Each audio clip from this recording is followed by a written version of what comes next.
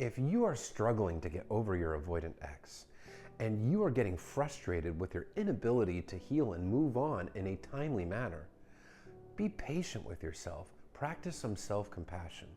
What you went through was the most traumatic of breakups. An avoidant discard is not a normal breakup at all. It is completely traumatizing. You thought you had met your person. You felt like you were on cloud 9.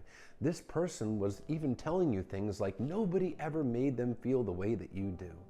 They talked about a future together. Everything seemed wonderful. And then one day, out of nowhere, when things were seemingly great, you got the rug pulled from under your feet. You were given nothing but vague excuses like, I can't give you what you need. I'm just not ready for a relationship right now. Work is just too busy for me. I need some time and space to heal. And you are just blindsided, wondering what you did wrong. Well, understand, you didn't do anything wrong. Discards are not normal breakups. A healthy, emotionally available partner would never discard somebody.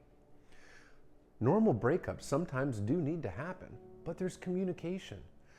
The person that's being broken up with, well, they've been informed about issues in the relationship and usually were given a chance to work on it. So it's not a surprise. And not only is it not a surprise, but there's an explanation given as to why the relationship is ending.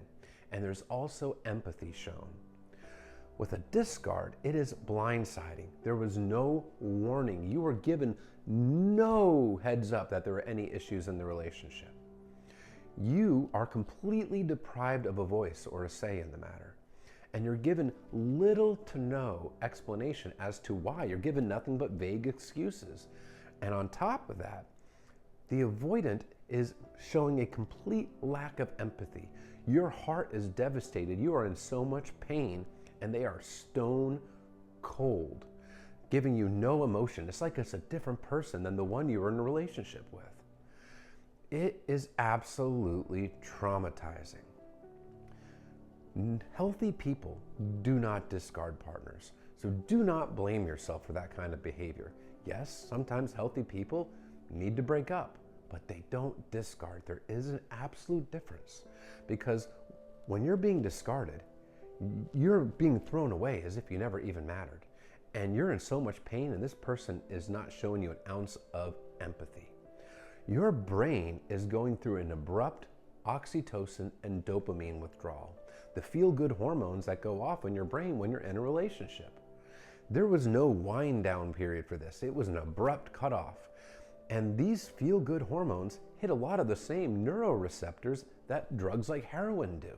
Your brain is going through withdrawal, and your subconscious views your avoidant ex as the only way to get back to that happy place. And you are looking for closure, and you're not getting it. And the more you push for closure, the more the avoidant stonewalls and shuts down and probably disappears altogether. And you are just left not understanding what happened and starting to blame yourself. Don't blame yourself for this kind of behavior. Even if you made mistakes in the relationship, and everybody does, you are not responsible for somebody discarding you. You can't make somebody do that. That was a choice on the part of the avoidant. When an avoidant discards a partner, especially in that blindsiding kind of way, in the honeymoon phase of a relationship, it's because they had their fears triggered. It's because their fears of abandonment, rejection, and engulfment, which is losing themselves in a relationship to somebody who's going to abandon them, those fears have been triggered. And it all goes back to this person's childhood when they were emotionally neglected by their parents or their caretakers. So they learned to associate emotional closeness with abandonment, because the people that they were supposed to rely on for their emotional needs as children disappointed them, rejected them, and abandoned them. So when things are going well, that's precisely what scares the avoidant. That is precisely what triggers their fears. Another reason why the discard can happen is that the avoidant, well, they never communicated with you. If there was something that you were doing that was bothering them, or if their wants or needs weren't being met, they didn't tell you, because they learned to fear expressing their emotions, that they'll get rejected if they express their feelings, so they bottle it up and they choose not to tell you. And then it reaches a point where they're starting to feel resentment, so they just break up with you and devastate you. And it's still blindsiding all the same. You didn't deserve this. You wouldn't have done it to them. So don't blame yourself, because look within yourself and ask yourself the question, would I have done this to the other person? If the answer is no, then you didn't deserve what happened to you. So understanding what happened is not your fault, that you didn't cause this. And when you truly understand it's a reflection of the other person, it's a reflection of their unhealed attachment wounds, and it's a reflection of their character, and you're not blaming yourself, it does help with the healing process. It does help you move on. It is a process though. This kind of breakup takes time. So be patient with yourself, be kind to yourself, and don't beat yourself up.